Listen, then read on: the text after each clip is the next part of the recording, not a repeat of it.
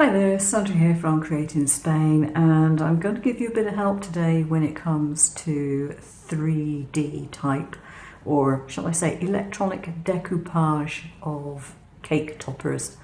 I've got a design here and I'll show you another design. I wanted to show you on my iPad how I prep my work, how I design my work when I want to import it into Shortcut slot on my laptop. Now the reason is I like drawing with a pencil. I prefer to edit on my iPad and then import things that I've drawn myself. Now I understand that a lot of people don't have that kind of inclination or maybe don't have the ability to do it. But Procreate is useful even if you're actually amending someone else's image. Even if you want to take something out, use it without all the design or something like that, you can easily do that in Procreate. And the way that it works is pretty simple. Now in this particular case, I have got my design, which I designed in layers. But most of the time when you get a PNG file, you don't have those layers, you just have that. So all these layers here are going to be locked and invisible, that one. Okay, so you can't see them at all. If I switch this off, everything disappears, right? So we're just working on that one layer, everything else is locked. Now I have it so that you don't have any background color on it, and this just gives you a gray background. And anything where I've put an alpha lock on it, you'll get a checkered background like this. Alpha lock simply means if you draw over it, it will only draw on something which has pixels on it already. So you could only draw within the 6, you couldn't draw on the area outside. Very handy if you want to do airbrushing effects or you want to do colouring in of different things or patterns. Really, really handy for that. So we're working on this one, and maybe we want to make it into a 3-dimensional thing rather than just a 1-dimensional. So we want to make different layers for it. Now what we can do is we can come up to the masking tool, and we've got different things that we can do. We've got shapes like an ellipse and a rectangle, but we've got a freehand one that allows you to draw around a shape and then do something with it. And we have an automatic one which will pick a color and then you can do something with that particular layer. So for example, if I want to take the number 6 and I want to have that as an individual cutout to go on top of my design, and it would make a reasonable thing to do, I would choose the freehand option, and then I would come in and carefully draw around my shape. Now I'm not doing this very carefully, and bear in mind you can move the design around, you can rotate it and things with your fingers using an iPad. So I'm just going to take this and there we go.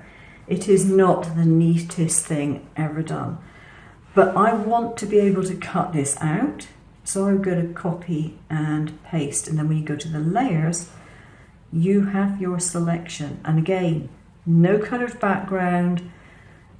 You can put an alpha lock on it if you want to do anything else to it, but make sure it doesn't actually interfere with the outside shape.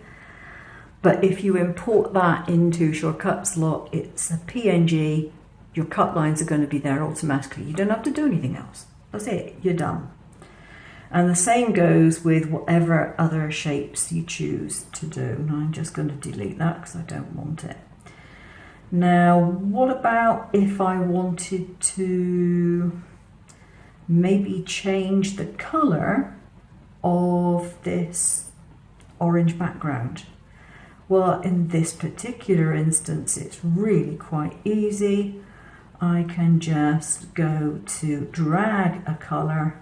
Just make sure I'm on the right layer. Yeah, I'm on the right layer. Drag a colour like that, and it's automatic.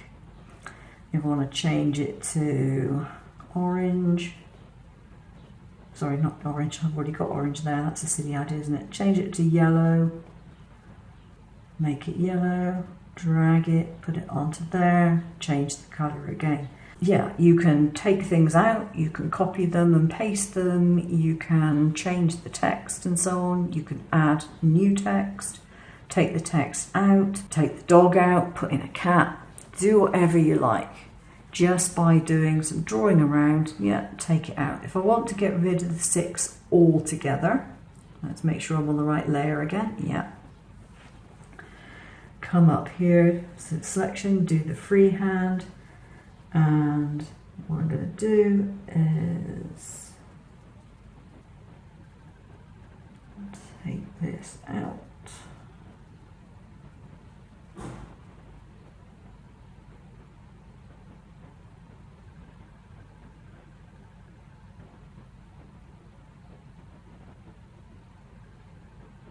Like so. Tap on that, select it, and then you just throw it away. Just get rid of it, like that. And then of course you can fill in that with orange and get rid of the bits. I can understand people who don't have an iPad not using it, obviously. But if you have an iPad and you like doing things with images, like changing them, if you don't have Procreate, you really are wasting your iPad, because it is so good at doing that. There are other apps that you can use. There's Affinity as well. I'm sure there are many other. Procreate is probably the best known, and it is very widely known. And it is a proper drawing, painting app if you want to go that route. It has lots of different brushes, and you can make your own brushes, and I can have great fun with this. But for simple, straightforward illustrations and drawing and stuff like that, it is so worthwhile having. But I can't understand anyone with artistic inclinations, let alone ability, not having it on an iPad if you got one, particularly if you have an Apple Pencil. I will show you how you'd have to cope with it if you were to put it into Shortcuts a lot and edit it there. I'm going to use a different illustration though. I'm going to be using this one here instead. So here we have my design just imported the normal way so that you have a cut line around it and you have a print. Down here you can see that you've got the 2 layers. Those are my registration marks because I have my registration marks set to go around the printed item, not to my page. So that would be your first page. Let's move that over there. But now we want to do a layer. So say I want to do the head of the mouse as one of my layers. What I would do was to have a new page. Now this is where it's going to be slightly different. I'm going to do a file, place image. Take the same image, open it up. Now it's important obviously that you don't change the sizing of anything at the moment. This is 20.997. If I go on to this one here, that is 16.208. Now you want the 2 to match up, definitely. So if I put in 16.208 on the other page, it would be the wrong size because this is taking into account the entire image, including the background space, okay? So that does say that it is larger. Actually, what I can do to make sure you get the idea is to take that one, copy it, page 2, and paste. And you can see they are actually the same size. So do not alter the proportions based on that measurement because you're going to come unstuck if you do. So what I would like to do is to go to the view and zoom selection because that's always good, getting zoomed in nice and close. And you can see down here that we just have the image. We don't have any cut lines on here yet. What we need to do is to draw the cut lines on. And so we would come over to the drawing tool, this one here, and we would start drawing our lines on our mouse. Now, I don't find this unduly easy.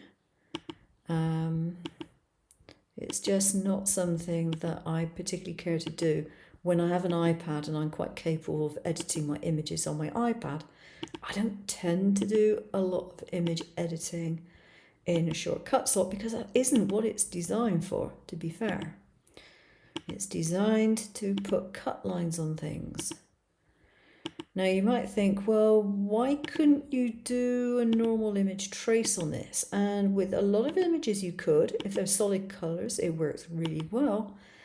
But when you have variation in color, as I have with the image that I drew, it doesn't work as well as all that because you've got to be very careful what colors you're picking up in your trace. Nearly there. Now this will be quite difficult because it's quite a small one and I should probably have zoomed in even more, but we can sort that out in a minute. Let's see if we can close that path. Yeah, we got a closed path. Now I'm going to come into here and I'm going to put that color to none. And my image layer here, I'm just going to take the opacity down so it's really, really thin. If I come in here and I change my line color to red, I think that would be a reasonable idea. And I'll make it a bit thicker so it is more easily seen. Okay. So this is not particularly well defined, so I'd want to zoom in a bit more, as much as I could. There we are. Then come into the node editing tool, and then I would be moving these nodes around until I got them precisely where I wanted them to be. As I said, it's a time-consuming process.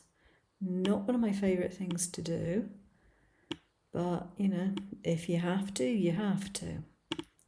And obviously you can change the effect of the node so you can round it, for example, rather than having a sharp corner, and do on that one as well. I'm not going to mess around with these nodes that much because this is only for demonstration purposes. Okay, so now we got that. Let's go back, view, into fit to window. Now I want to get rid of those registration marks simply because they're a little bit confusing to see those there. So now we have our image and we have our cut line in place. The image layer can now go back up to its full opacity. There we are. And we can now move this in its entirety wherever we want to move it. And we then go up to Object and we go to Clip Path and we set the clip path. And now the only thing we are going to be printing is the head. If you look at the preview, we have the printed area. If I switch off the print, you can see we've got the cut lines. So we are now done. Every layer that you want, so the head, if you want to do the whole mouse, if you want to do the banner, if you want to do the balloons, you need a layer for each of them. You can move, once you've actually got them sorted, you can move them onto the same page. But I do recommend that you originally do it so that they're on separate pages in case you mess something up. And that's how you do it. Whereas if, for example, I get rid of this and I get rid of page 2 and I come back to page 1, and if I do my layers, my individual layers, mouse cake topper, this one here, I've got all my layers, each individual one. If you're wondering what that is the actual Procreate file, which obviously Shortcut Slot doesn't recognize.